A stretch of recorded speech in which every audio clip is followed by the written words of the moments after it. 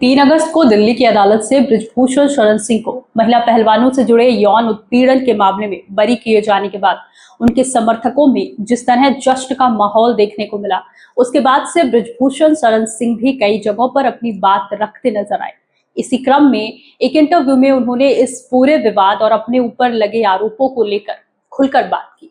बातचीत में जब उनसे पूछा गया कि महिला पहलवानों की तरफ से मामले में सामने आई 2 लड़कियों के बयानों में बदलाव को वो किस तरह देखते हैं और क्या इससे उन्हें कोई मदद मिली, तो बृजभूषण ने कहा कि हाँ, इससे उन्हें काफी मदद मिली, क्योंकि उनके मुताबिक उन खिलाड़ियों ने खुद भी कोर्ट के सामने कई बातें रखी और इस पूरे मामले से जुड़े कुछ सवालों के जवाब सामने आए। इसके बाद उनसे पूछा गया कि जिस समय आपको रेपिस्ट कहा गया, लगातार राजनीतिक तौर पर निशाना बनाया गया और आपके खिलाफ माहौल बनाया गया, उस दौर से निकलना आपके लिए कितना मुश्किल था। इस सवाल पर बृजभूषण भावुक हो गए। उन्होंने कहा कि वे टूट गए थे लेकिन लड़ाई से पीछे नहीं हटे। इसी दौरान उन्होंने एक बड़बोले नेता का जिक्र किया। यहाँ उनका इशारा चंद्रशेखर आजाद की तरफ था। बृजभूषण ने कहा कि एक समय ऐसा था जब उनके बारे में कहा जा रहा था कि उन्हें उनके घर से खींच कर ले जाया जाएगा। अब सवाल ये है कि आखिर ये बात कहां से आई।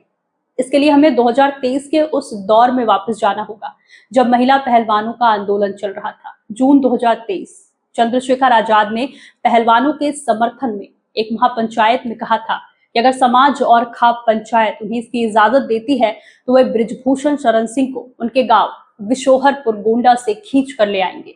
और यही वो बयान है जिसका जिक्र आज बृजभूषण शरण सिंह अपने इंटरव्यू में कर रहे हैं।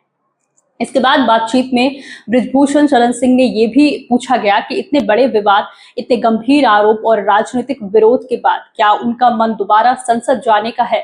इस पर उन्होंने कहा कि राजनीति में जो कुछ भी वे कहते हैं उसके पीछे एक भावना है। उनका कहना था कि जिस सदन में वे एक तरफ से बेइज्जत होकर बाहर हुए, उनकी इच्छा है कि उसी सदन में एक बार फिर साफ सुथरे तरीके से वापस जाए।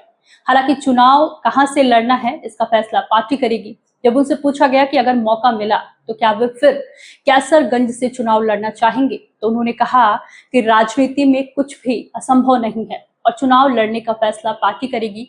यानी कोर्ट के फैसले के बाद बृजभूषण शरण सिंह का ये इंटरव्यू सिर्फ पुराने आरोपों पर उनकी सफाई तक सीमित नहीं रहा, बल्कि उन्होंने उस पूरे दौर को भी याद किया जब वे लगातार राजनीतिक और सामाजिक विरोध के केंद्र में थे।